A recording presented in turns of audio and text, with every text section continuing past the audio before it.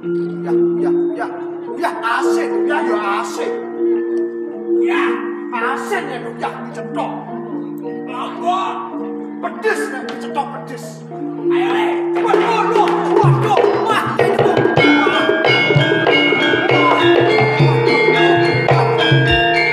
sapa kowe?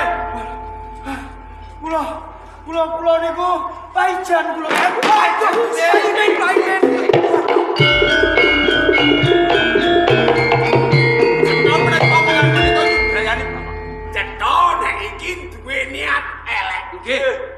Iki mesti perangane maling. Mboten. Sadurunge iki diajar karo Danang lan Wasis. Sopo jenenge? Paijan, kula Paijan. Paijan. Paijan apa Paimin? Paijan. Paimin apa Paijan? Paimin. Aduh. Boten. Nggih. Cetok nek kuwi iki ora beres. Ora jujur. Nggih. Nek kowe ora jujur lara awakmu digebuki Wasis karo Danang. Ayo jujur. Ayo jujur. Kula soreng rangkut. Soreng rangkut nggih. Aduh. Soreng rangkut. Nggih nyaluk urip kula. Yen ngono kowe andane Adipati Riya Penang. Menika leres aduh. Kowe wani ngancikno sikilmu ning laladan Kasultanan Pajang. Iki dhewe apa ana kancamu? Dhewe kebuki. Kali kancaku aduh. Kali kancaku nggih. Kanca. Aku delok urip. Ana kancamu? Nggih. Terus kancamu saiki sing dijujuk papan ndi? Wonten ing Patunggon. Ana ing tilam sarine Kanjeng Sultan Hadiwijaya. Nggih. Ampun.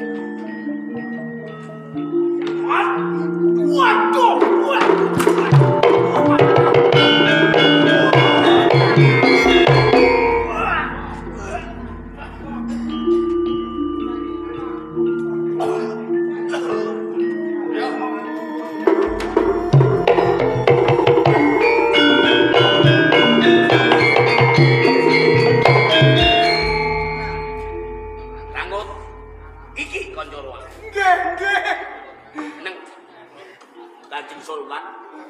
Monggo katuran ungu Kanjeng Sultan. Kanjeng Sultan.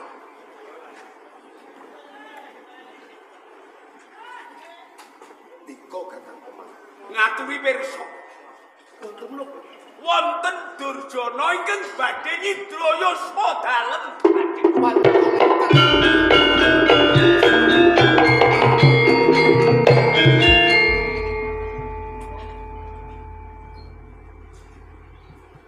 Menika malingipun. Nggih. Menapa Kakang Pemenan sampun ate nyumurupi pawungan ingkang kados ngaten. Menika titikanipun tiyang pundi Kang? Menawi saking pangertosan menika soreng rono lan soreng rangkut tiyangipun Haryo Penangsan. Oh. Coba rene. Dak lawan aku. Ayo cedak. Nggih. Sopo kang dadaran? Kula soreng rono. Kang sawiji kae. Kula soreng rangkut kula. Lemebu ning dalem kantil pawungan apa sedyan? Badhe nyidra yuswa panjenengan. Arep ngalap yuswa.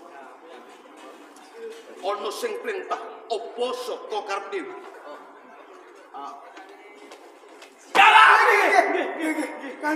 Kanjeng Adipati Aryo Penangsan nggih. Sing perintah Gusti Ratumu Aryo Penangsan. Nggih. Nek gegaman apa? Menika Kyai Blongot Setan Kobra. Cukup. Blongot Setan Kobra. Rono lan kerangkut. Dawuh Rah ayune. Aku sih bisa selamat. Ora ketango. Wis sumedya nyidra lan yuswa. Mula ing kene aku bakal tambah jimat asma. Sultan Hadiwijaya ya Sultan Sudipya Sekti.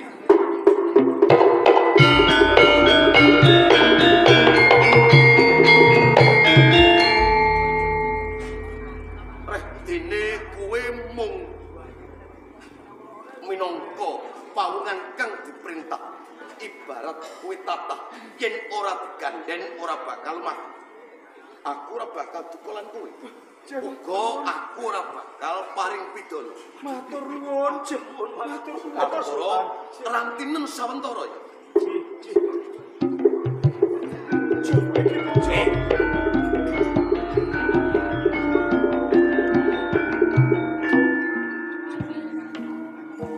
Kowe bakal tak paring ganjaran. Yo, tampan.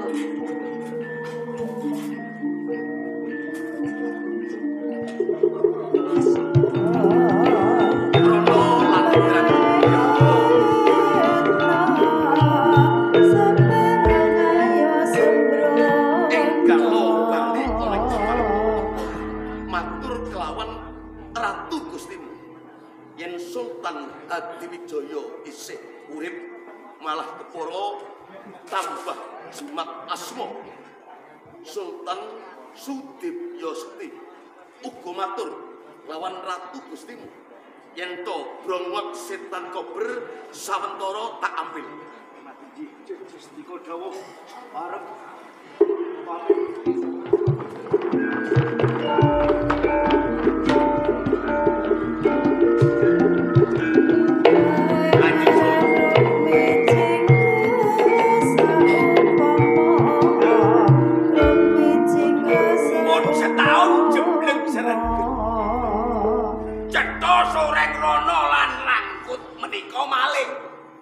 Maling menika lepat.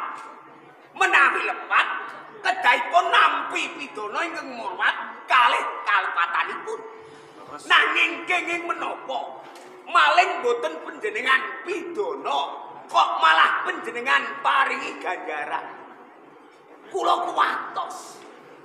Ing mangkenipun menawi para kawula wonten ing Kasultanan Pajangkertos kedadosan menika mesti sami tumindak maling jalaran maling wonten ing pajang boten dipun pidana nanging dipun paringi ganjaran.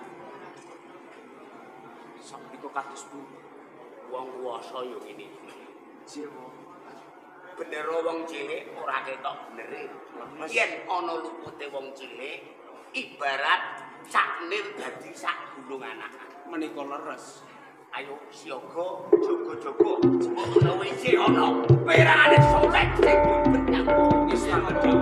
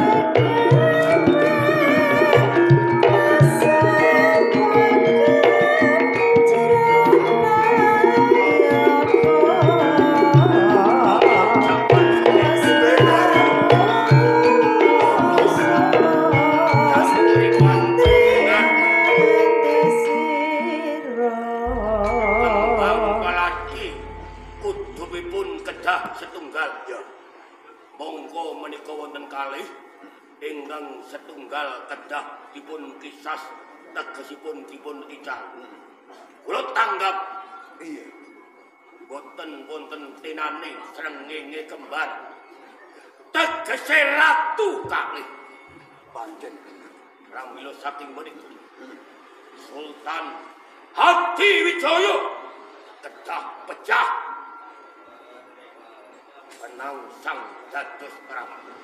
Koyong kula sampun putusan kalian bocah soreng kinanten Kiai Gronggot Setan Kober lumarap wonten ing Kasultanan Pajang Cidra Yuswani Hadiwijaya. Yen ngono Karing Ranti sowane para bocah soreng ing Jepang Panelan. Hadiwijaya mati Rio penangsang mandiren dados ratu tanah Kula enggal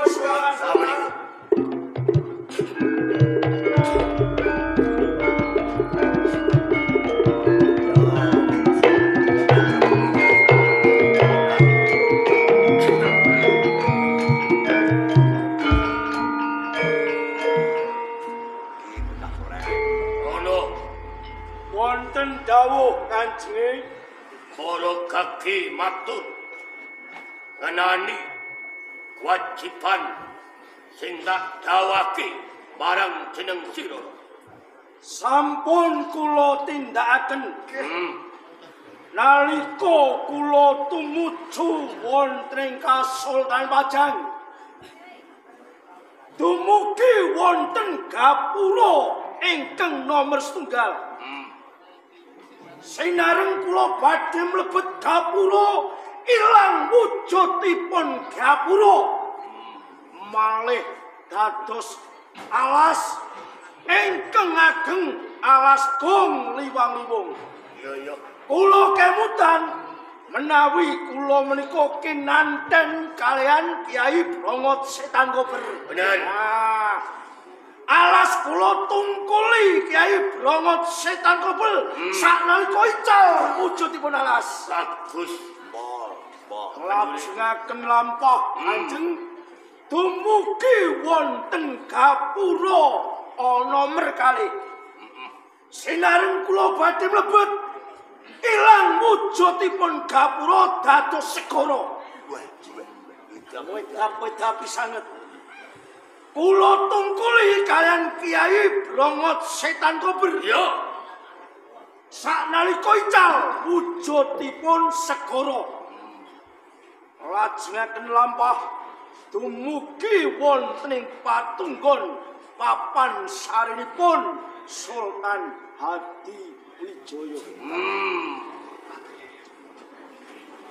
Sultan Hadiwijaya, kula tamani brongot setan kober. Leres Mati Hadiwijaya. dereng. Ini Dados macan. Macan ingkang ageng. Kula tungkuli kalian brongot setan kober. Ijaz wujudipun macan. Kula bali malih. iya. Sultan Hadiwijaya adikku tamani kalian brongot setan kober. Bres Mati Hadiwijaya. Dereng mati. Urung mati. Dereng mati. Malih dados bantal. Nggih. Sapa juri? Sinareng kula bali malih. Kula tamani brongot setan kober. Bres mental mutah getih. Hadiwijaya luntak ludira. Hadiwijaya mutah getih. Boten pi. Mboten Hadiwijaya nanging sing mutah getih kula. Aye. Semono ora kelakon merjaya Hadiwijaya. Nggih. Jebul anu kanjenge Sultan Hadiwijaya menika salah satunggalipun sesembahan Iya. utawi tiyang sing apik. Hadiwijaya Sultan Pajang Ratu sing apik. Nggih. Abi mangundi.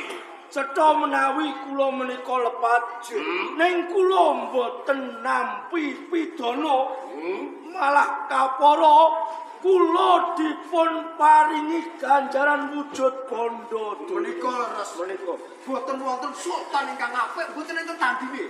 Sono dawuh ranggut mungguhmu Hadiwijaya kae ratu kang apik. nggih Cetha menawa kowe maling, kowe kecekel ora nampa pidana, nggih nanging kowe nampa ganjaran. leres ngaten Kanjeng Kowe seneng nampa ganjaran saka Hadiwijaya. nggih Ndi ganjarane? menika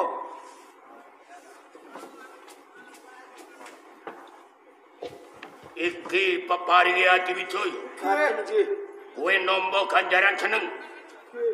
Ora kuat mangan, ora kuat nyandang, lamun ora entuk pawe Hadiwijaya.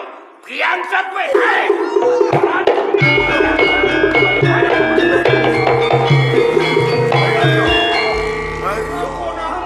ampun Kanjeng ampun Kanjeng Ono, kan kowe ra kowe ndak putus merjaya Hadiwijaya. Parandene ora kelakon ing wulung.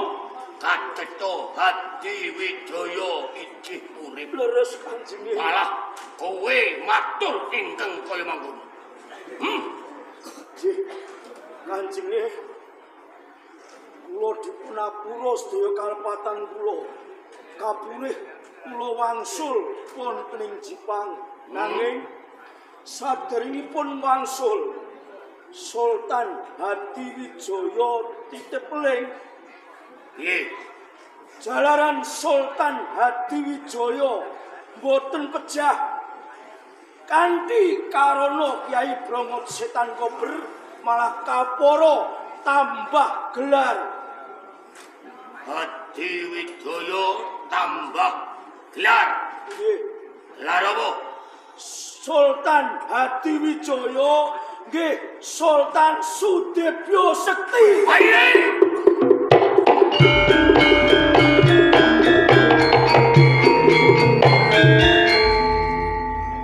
Kowe pitung kasih Hadiwijaya marang kowe kang supaya kok aturake marang panjenenganku.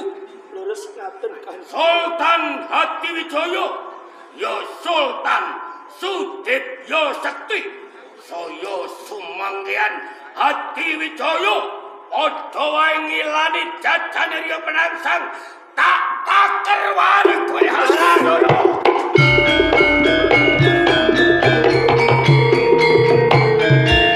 Lopadiat tujen potujen. Anggap jojo kantar bau kalian Haryo. Sareh sabar Haryo. Wong kuwi aja kesusu. Ing mengko mundhak kesuruh. Lho, lan sliramu arep ngadepi Joko Tingkir ya Sultan Hadiwijaya ing Pajang. Jur sing kanggo piandel wani Sultan Hadiwijaya kuwi apa? Kiai Brongon Sendya.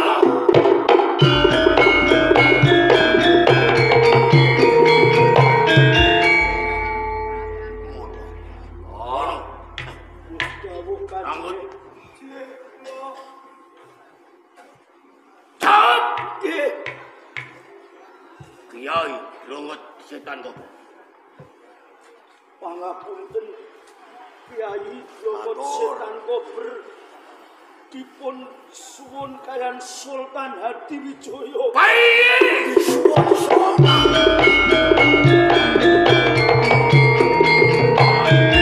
Setan Kober ambil Hadiwijaya. Yo to aturake. Kerancing.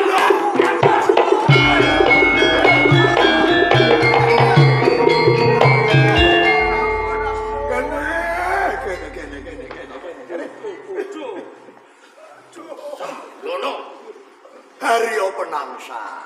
Omojak Pasuti. Yen tak penggale kuwi sing salah dudu bocah soreng. Bocah soreng iki mbok patenono mati. Lho bocah soreng kok musuh Sultan Hadiwijaya kuwi dudu musuhe. Musuhe Sultan Hadiwijaya kuwi ya jebeng Haryo Penangsang pribadi. Kula wani ngadepi Hadiwijaya. Pani, Wani. umpama kowe tak temokake ijen padha ijen adu arep karo Sultan Hadiwijaya Nggih niku jalukan kula. ning panggonane ora ana Jepang. Wonten pundi? Panggonane ing Panti Kudus. Yen pancen sliramu wani. Mengko wong tuwa bakal paring nawala idrian ijuaning nawala ing Panti Kudus bakal nganakake serasean. Ning sing dadi pamundhute wong tuwa. Lah niki Jebeng Haryo Penangsang kudu teka luwih dhisik. Nggih. mari Aku saged lek ngomong tak kondur dhisik. ndherekaken. Assalamualaikum. Waalaikumsalam.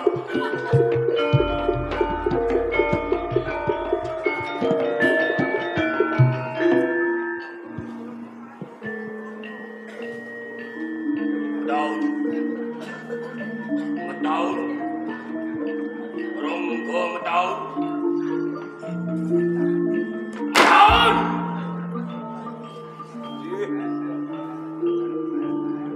Panjenenganku arsa tindak ana ing Panti Kudus. Netapi sarasean ing kono mengko aku bisa tinemu ijen padha ijen lan karet Joko Tingkir yo Hadiwijaya kamu ono rangkut monggo metaun derek di panjenengan.